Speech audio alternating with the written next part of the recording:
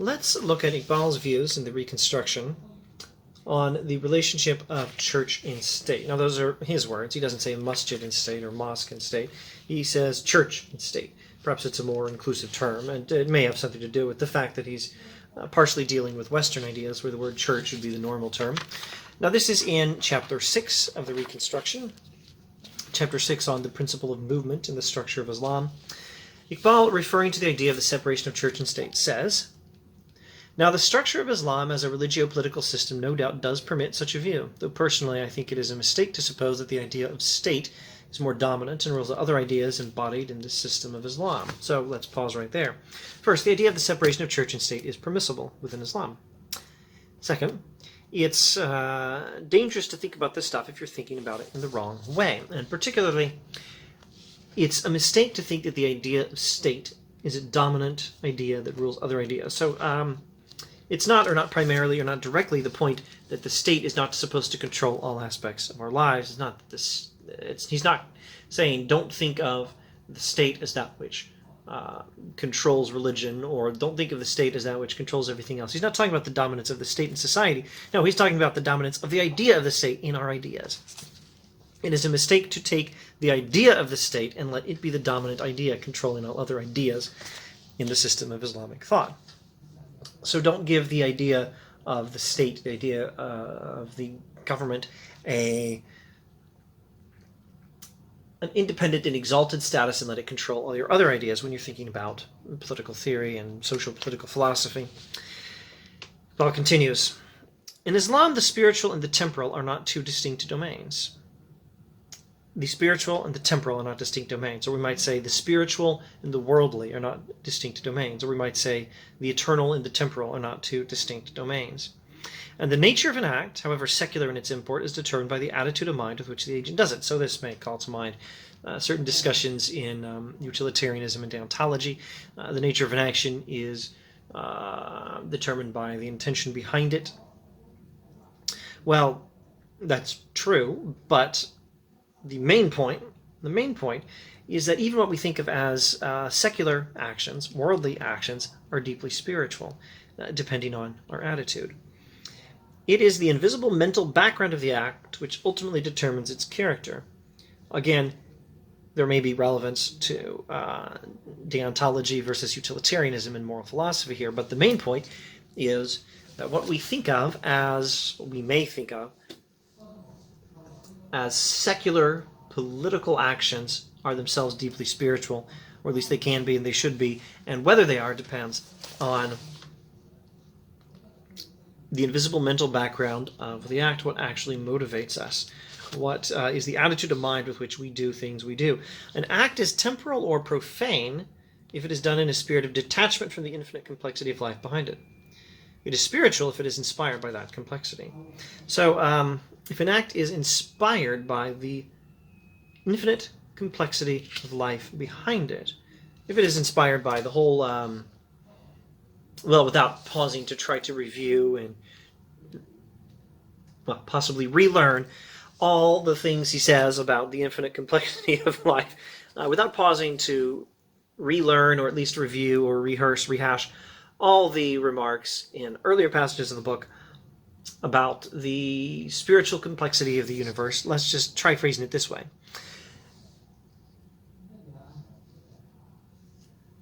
What exists is fundamentally spiritual, and spiritual life is infinitely complex. It includes a lot of beings made in the image of God, and it includes God. It includes God in his infinite creativity.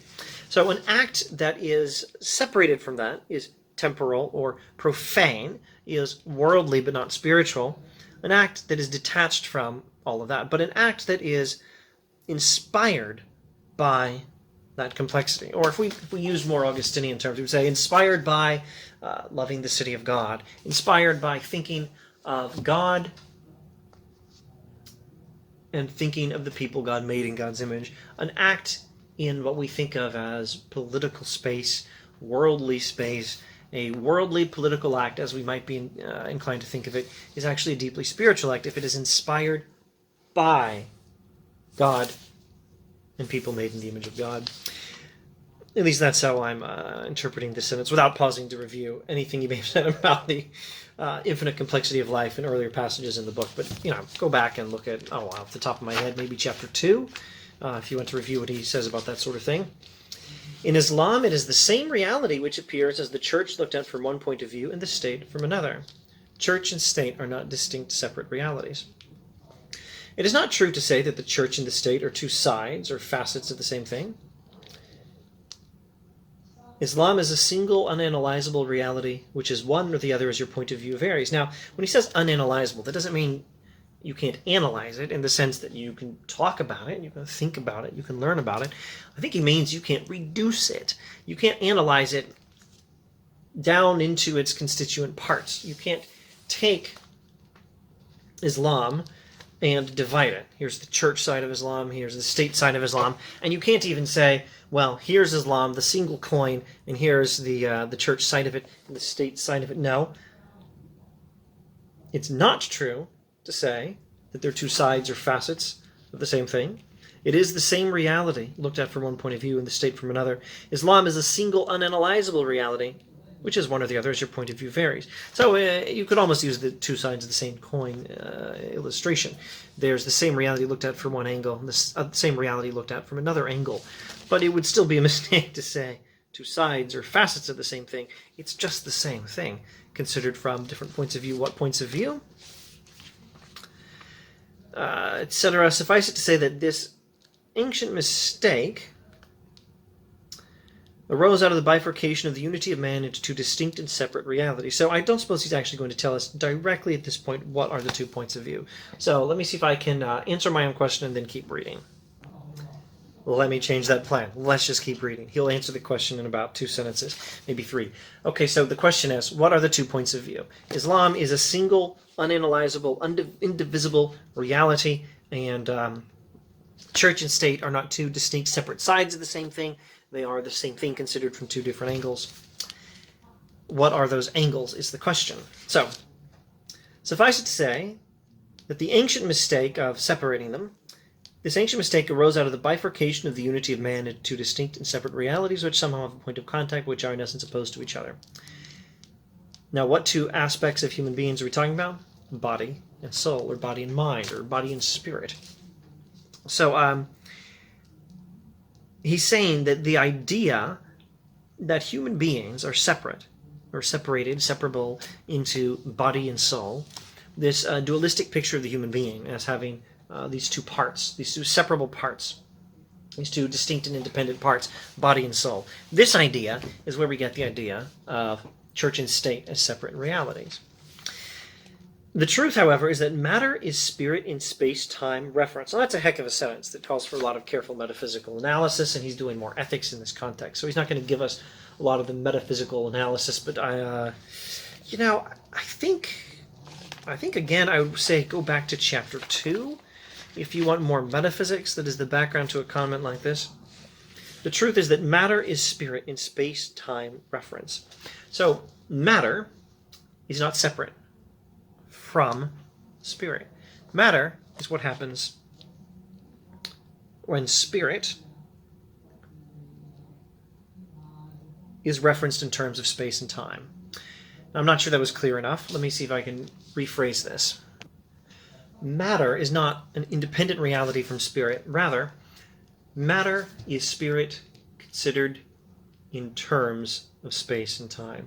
When we perceive reality which is fundamentally spiritual, but we perceive it with reference to our ideas of space and time, that's what matter is. And if that's not clear, well, go back and try to figure out chapter 2 again, or go back and find my earlier video on chapter 2 and see if that'll do you any good. All right, matter is spirit in space-time reference. The unity called man is body when you look at it as acting in regard to what we call the external world. It is mind or soul when you look at it as acting. Now, you want him to keep going. You want him to say acting in regards to something else, in regards to God, perhaps. But no, that's not what he says. The sentence just ends there. The unity called man is body when you look at it as acting in regard to what we call the external world. It is mind or soul when you look at it as acting. That's simply acting. So consider the human being acting in reference to what we call the external physical world. That is body. Body is what happens when I interact with the world around me, the world of space and time, the physical world. My body is what happens when I interact with the world around me, for example, grasping this tragically empty teacup. Body is what happens when I, a spiritual being, interact with the world.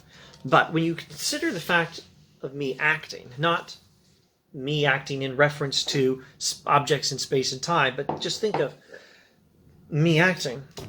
Think of mind, consciousness, intention, spirit, all of these things that go along with the spiritual side of us, the spiritual aspect of us, well, all these things that go along with us spiritually conceived. That is what we call mind or soul. So let me see if I can just summarize some of this now and answer directly my own question. The question was, Islam is a single, unanalyzable, indivisible reality. It's not quite right to say two sides of the same coin, although that's almost right. You're not supposed to say two aspects of the same thing, as if there's one aspect and there's another aspect and these are distinct aspects. No, it's one single thing, but we can look at it from two different angles. And now the question is, what are the two angles? One angle is the physical angle, the material angle, and the other angle is the purely spiritual angle. Now, the physical angle is not separate. It's not independent. It's not distinct from, the physical is not distinct from the spiritual. The human being is a unity, an indivisible unity. When we think of the human being as acting in reference to space and time, things within time, when we think of the human being as acting in reference to things physically around them, then we refer to the body. That's when we think of the body. That's what the body is. It's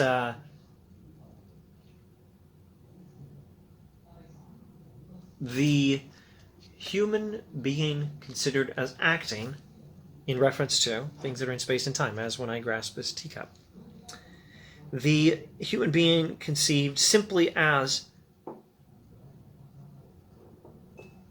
a spiritual entity that acts is called soul or mind, and these are not separate things. They're the same thing. The soul and the body are the same thing. They're both just the human being. In terms of metaphysics, I think probably if you want to connect this to a particular metaphysics of the human person, what you really want to do is, again, probably go back to chapter 2 and see if you can figure that out. But I think you might do very well comparing this to certain ideas in philosophical metaphysics and analytic philosophy and in the history of Western philosophy, including but not limited to Islamic philosophy in all likelihood. Some of those medieval Islamic guys in the West. In particular, hylomorphism. Find the hylomorphic doctrine of what a human being is in metaphysics. Find it in Aristotle, Aquinas. Find it in the occasional contemporary metaphysical theorist who is a hylomorphist. And you will probably find some useful comparisons to what Iqbal is talking about. So the two aspects of Islam are the physical and the spiritual. Nope, I'm still not saying this quite right. The two different angles from which we can consider Islam are the spiritual and the physical. But the physical angle is not independent of the spiritual. Physical reality is not independent of spiritual reality. Physical reality is just spiritual reality understood with reference to our ideas of space and time, and the human body is the human person understood in reference to his actions interacting with space, things in space and time. And the human soul is what happens when we just consider the human being in his capacity as something acting. Now this is me talking a lot and repeating myself. Let me see if I can come up with the right one or two summary sentences. The human being, body and soul, is not two separable things, or even one thing made of two halves. It is a single unity, a single whole, single indivisible unity. That's what the human being is. And we think of them as body and soul, but those are just the same thing, considered from different angles. And the idea of the separation of church and state comes from the mistaken dualism of the human person. The idea of a dualism of the human person, which would separate mind from matter, is the root of the idea of the dualism of separation of church and state that would separate these things. You must understand that they are ultimately the same reality. The human being is ultimately body and soul. The Islamic social system, for lack of a better term, the Islamic social system is one thing, both church and state. Incidentally, the idea that a particular flawed account of social political philosophy comes from a flawed dualistic account of the human being, I think you'll find that also in John Dewey. Find the Philosophers in Their Own Words playlist on my YouTube channel, and find the videos on John Dewey, and I think you'll have a whole video devoted exclusively to this topic. Dewey's talking about a somewhat different social political theory mistake, but there are some interesting comparisons and contrasts. Anyway, the state, from the Islamic standpoint, is an endeavor to transform these ideal principles into space-time forces. I'd better rewind just a bit. The essence of Tawhid as a working idea is equality, solidarity, and freedom. So Islamic ideas of equality, solidarity, and freedom inspire what the state ultimately is. The state is an endeavor to transform these ideal principles into space-time forces, an aspiration to realize them in a definite human organization. In other words, we're taking lofty spiritual ideas and trying to make them concrete. That's what the state does. It is in this sense alone that the state in Islam is a theocracy, not in the sense that it is headed by a representative of God on earth who can always screen his despotic will behind his supposed infallibility. The critics of Islam have lost sight of this important consideration. The ultimate reality, according to the Quran, is spiritual, and its life consists in its temporal activity. So God also is spiritual, but has temporal activity. And if that sounds like what I said about a human being, well, of course it would. Human beings are made in what? In the image of God. God is a spiritual being whose infinite creativity is expressed in history, in the development of the created universe over time. And of course, a human being also is spiritual, a spiritual being whose life is expressed in relation to the physical world. There I am grabbing my teacup again.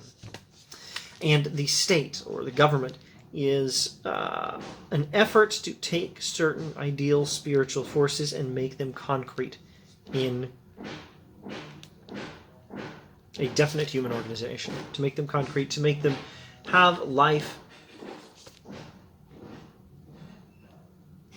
within time, within history, and within our everyday lives. The spirit finds its opportunity in the natural, the material, the secular. All that is secular is therefore sacred in the roots of its being. My office hours are formally over, I believe, for today, and I don't even know what that background noise is. I'm going to see if I can at least close the door. And it's not doing much good to close the door. I remember now there's some repairs or something going on very nearby, and that is no doubt what I'm hearing. All that is secular is therefore sacred in the roots of its being. All that is secular is sacred in the roots of its being. The greatest service that modern thought has rendered to Islam, and as a matter of fact to all religions, consists in its criticism of what we call material or natural. A criticism which discloses that the merely material has no substance until we discover it rooted in the spiritual. Well, there we go. Again, that goes back to the preface to the reconstruction of religious thought in Islam. That goes back to lots and lots of stuff in chapter 2. The greatest service modern thought has done to Islam, and indeed to all religion, is when its philosophy and its science found, ta-da, physical reality is not an independent thing. Physical reality has no substance until we discover it rooted in the spiritual. There is no such thing as a profane world. There is no such thing as non-spiritual reality independent of spiritual reality. All this immensity of matter constitutes a scope for the self-realization of spirit. All matter, the entire physical universe, is just the scope for the self-realization of spirit. All is holy ground. All is holy ground. As the prophet so beautifully puts it, the whole of this earth is a mosque. The entire planet is a masjid. The state, according to Islam, is only an effort to realize the spiritual in a human organization. The state is just our effort to take the spiritual and realize it in human organization, to take the spiritual and express it in an arrangement of life on this planet. But in this sense, all state, not based on mere domination and aiming at the realization of ideal principles, is theocratic. All state that's not based on mere dominance, mere power, all state, all governments that aim at the realization of ideal principles are, in this sense, theocratic. So I will set aside and not touch for this video his analysis of certain political parties in Turkey at the time. I just don't know enough history to say anything about it, except that in context in which Iqbal has described these grand ideas, the context in which Iqbal has described these grand ideas is partly an analysis and partial critique of some political parties in Turkey at the time. I think that's probably it for this video. We will do perhaps one more video on chapter 6 on the principle of movement in the structure of Islam. And at some point, we may even reach the end of this book. Thanks for watching.